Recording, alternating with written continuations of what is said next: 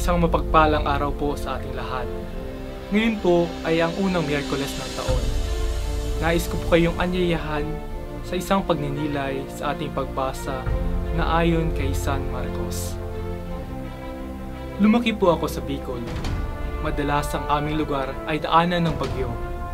Naisin man naming magkaroon ng palagiang maaliwalas at maayos na panahon ay hindi po maaari, sapagkat ang aming lugar ay sadyang malapit sa dagat Pasipiko. Kaya naman po, natutunan po naming paghandaan at harapin ang mga posibleng pananalanta ng mga bagyo. Ganito rin po ang karanasan natin sa ating buhay.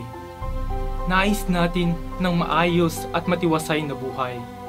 Ngunit habang tayo ay nabubuhay, dadaan tayo sa mga unos at pagsubok. Ang mga ito ay bahagi na ng ating buhay. Ang maaari lamang gawin ay harapin at paghandaan ang mga ito.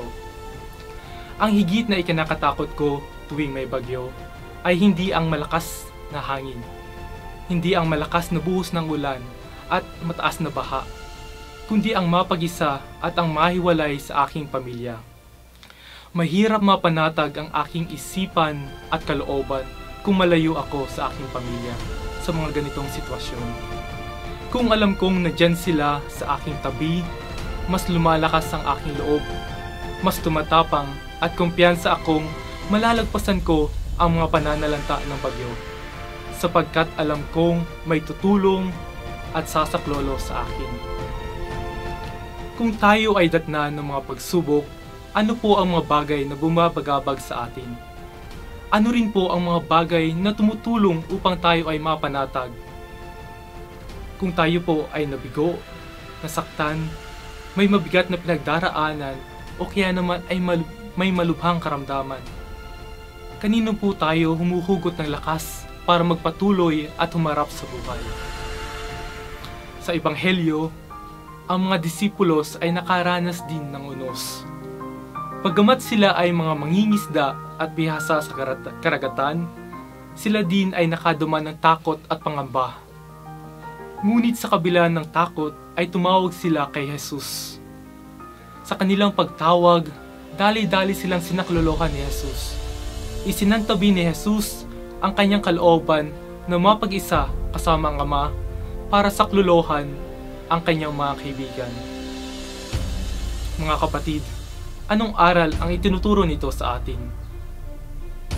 Ang Diyos kailanman ay hindi tayo pababayaan. Siya ay sasaklolo sa atin sa oras ng ating kagipitan. Tunay nga po na kapag dumating ang Panginoon sa ating buhay, ang malalakas na unos na ating nararanasan ay napapalitan ng kapayapaan.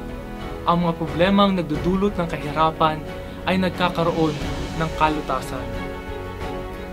Kung tayo ay mayroong mga pagsubok na hinaharap, kumapit tayo sa Kanya. Siya ay nandyan para tayo ay saklolohan.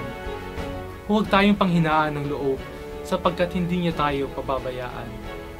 Magtiwala tayong malalagpasan natin ang mga pananalanta ng unos ng buhay, sapagkat alam nating may tutulong at sasaklolo sa atin.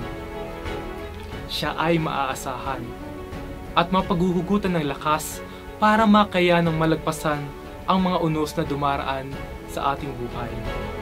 Tumawag tayo sa Kanya. Siya ay handang sumaklolo. Hingin din natin sa ating mahal na ina ng laging saklolo ang kanyang panalangin na nawa matuto tayong magpatuloy at humarap sa buhay ng may pananampalataya sa palagiang saklolo ng Diyos. Diyos mabalos.